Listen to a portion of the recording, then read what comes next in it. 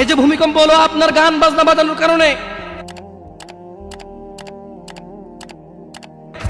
মুহাম্মদ সাল্লাল্লাহু আলাইহি ওয়াসাল্লাম কি মিথ্যা কথা বলে?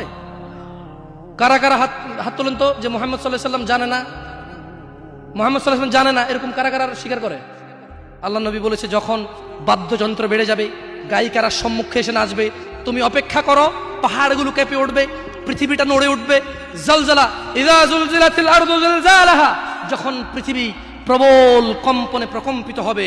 ওয়া খরাজাতিল আরদু আসকালাহা, যখন এই মাটি তার ভিতরে যা আছে একদম লাথি মেরে বের করে দেবে, লাশ হোক আর যাই হোক, মাটি বলবে যে বের হো, বের হো আমার থেকে, বের হো, আমি তোর আর কাউকে রাখবো না। وقال الانسان, মানুষ বলবে মালাহা মালাহা, পৃথিবীটা কি হলো, এই মাটির কি হলো, কেন সে কবরগুলো লাশগুলো বের করে দিচ্ছে, কেন সে স্বর্ণ মতি হীরা মানিক্য বের করে দিচ্ছে, মালাহা, এর কি হলো, কেন পাহাড় নড়ে উঠছে, কেন পাহাড় ভেঙে চূর্ণ বিচূর্ণ হয়ে যাচ্ছে।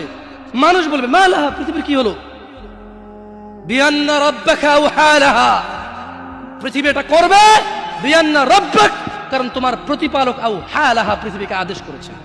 আপনি গান শোনেন, আমি শুনি না, আপনি গান বাজান, আমি বাজাই না। যখন চিটাগং নড়ে উঠলো ভূমিকম্পে, আপনার বাড়ির সাথে আমার বাড়িটাও নড়ছে।